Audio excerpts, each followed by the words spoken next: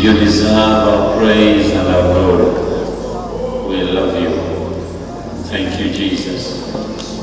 You mean a lot to us. Thank you. Thank you for taking the responsibility to redeem mankind.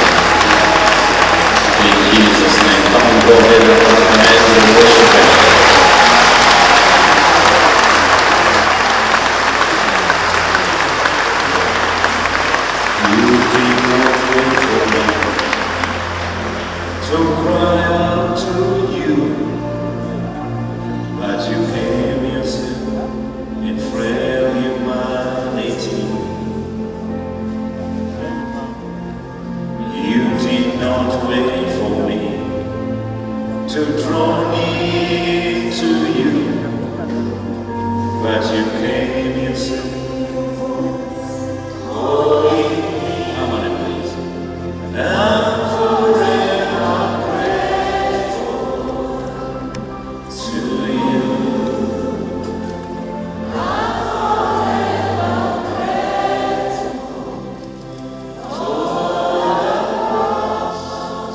Obubaka bwaffe obw'amazuukira gano aga 2025 bwe bubaka obwaki obwa okutwala obuvunaanyizibwa, kubanga okuzaalibwa kwa Mukama waffe n'okufa kwe n'okuzuukira tulaba abantu tekwabaawo obulwabu lwakuba Katonda yasalawo, naye eriyo abantu abatwala obuvunaanyizibwa.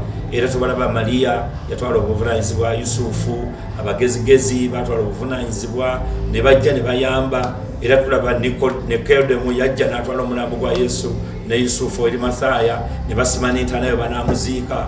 Abalala batwala obuvunaanyizibwa okumakinga sure tibakola obuloosa, bamalayika bajja ne bajjawe. Wateekwa okubaawo obuvunaanyizibwa. Katutuna mu Uganda tulaba tulina emirembe, ekitundu kyaffe kino ekitwetoolodde bw'otunuulira. Ekibuzo kyembuuza nti okudda obujja oba okuzuukisibwa mu by'omwoyo kwali e Los Angeles, naye bw'otuuka e Los Angeles kibuga kiryanga nsi bajeti yaabwe obugagga bwe baliko tebwogerwa. Be bazanya emizannyo gya drama ne bazifunamu ssente, ne bazanya n'ejjaffe ne bagifunamu ssente, ne batugeramu engero ne batufunamu ssente, ate bayiiya nnyo mu Silicon Valley n'ebya computer ne AI ne bafuna ssente. Kati bwogenda mu Wales era revival gye yava okuleeta eddiini kubanga badde okulyawo n'enjiri abasinga baali bava Wales. Waliwo revival yaliwo nabo bagagga bazibu. Bwogenda Korea nabo bagagga bazibu. Ffenaffe twalina okudda obujja n'enjiri yabula gye bayita East Africa.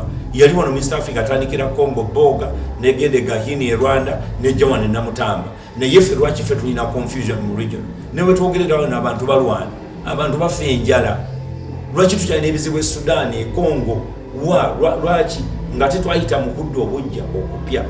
Nze ekizibu kiri kimu era kyenda nti tewaliwo bantu batekinga responsibility kutwala njiri eyo ey'okwenenya, ey'okuzimba abantu, ey'okulaakulana. Baayawula obulokole kukola ne batugamba tufune emirimu, naye omulimu ogufuna kati omulala akusingako bwajja nga bagoba, naye singa nfuna ekyokukola nensobola okufuna kyengulira magala eddiba, nensobola okugyamu esente nensuubula nengaziya. Ekyo kyekyaleeta obuzibu nti baayawula ku bintu eby'omwoyo n'ebyomubiri tebasobola kubigatana kubyekunyweeza. Ate nekira n'eddiini nayo nejja neewamba okudda obujja. Kati neemwe abantu amateeka toyambala booti toyogera booti, ate nga ebyo n'ebyokwambala bisinziira muntu w'embeera y'omuntu gy'aba afaanana. Kubanga bwe naabanga nina ssente sijja kwambala nange nga nyambadde bubi, sijja kubeera nti nsasamaza abantu. So obwavu bwe butahandolingibwa nakubaako bye tukola nga tunoonya mirimu tujja kwesanga nga tuli mu kiseera ekizibu ekinene. Nga bwe bagambye California abantu bakozi bakola ebintu byabwe ne babijja mu ssente, ne Bulaaya bwe batyo, ne Korea bo tebalina na bintu, tebalina mwanyi, tebalina byuma bino bikola ndabirwamu oba bebikole oba aluminium, babigula buguzi mu mawanga amalala ne bagulayo amayinja ne bagasaanuusa ne basobola okukolamu ebintu ate bwe batuguza wano. Obalaba aba Hwang Sang batuguza wano amadirisa n'enzigi, naye nga abasajja omusenyu tebagulina. Era bajja ne batwala omusenyu gwaffe ne bagenda bagukolamu endabirwamu ne bazikomyawo wano, ne batwala embaawo zaffe ne bakolamu furniture ne bagikomyawo wano. Bwe tutayige kwekolera bintu byaffe tujja kwesanga mu kiseera ekizibu. So bwe bubaka bwaffe buli muntu atwala obuvunanyizibwa era kyekyatuvuddemu okutwala obuvunanyizibwa ku nnyanja yaffe eno mulirwana waffe ennyanja ya Kabaka. Ennyanja eyo abatagimanyi yabyafaayo nnyo kubanga ebbumba eryavaamu lyazimba ebintu binyinyi ebitwetoolodde ate era na revival y'abalokole ab'omwoyo eyasooka wano mu kitundu baabatirizangawo ku Kayanja ey'omukyala Dawuda eyajjanga aba Elimu Pentecostal Church eri wali wansi ku lubiri nga waali. So olabira nti okutufaako eyali ennyanja kati efuuse ekidiba bwogenda ogitunuulira. Ekireseewo kizibu ekyo nti emyala gyonna bwe gyonna bamaze okugikola kati amazzi gonna gayitawo no ku sipiidi yiriyiri gonna ne gagenda ne gayiika mu nnyanja yaffe ennyanja ya Kabaka. Kakati ejjudde ettaka lyonna erivudde mu bitundu byonna ebirinaanyeewo.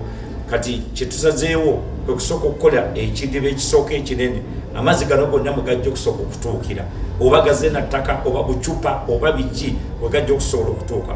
Kati gasengejjebwe gagende mu bitoogo kubanga waliwo ekitoogo ekyetoolanga ennyumba nga kyekigisenge ennyanja eyo.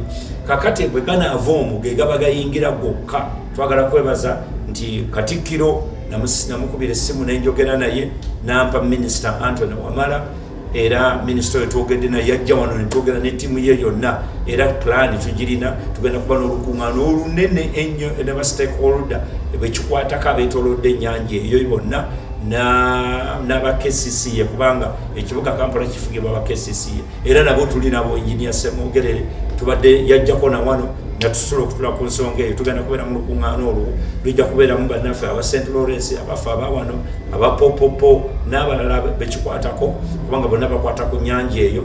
Then tutuule ne Dr. Anthony Wamala ku lubiri awo tutuule ebulange tusobole okukuba ddala empenda ezannamaddala ezigenda kati twetukola kutaakiriza tugezaako okutaakiriza mulwadde butafa and then tusobole okuba nti tugenda mu maaso era KCC bakkiriza okukola oluguudo olwo kuba naye mukoka bw'atonnya ava ku Nabunya nga ava ku lubiri ne ku Nabunya ate era ayongera kutwala wali eri. So ennyanja ya Kabaka egenda kuddawo n'okusinga bwe yali ate era ejja kutuyamba ffenna kubanga ennyanja kintu kya mugaso nnyo nnyo nnyo eri obulamu bw'abantu.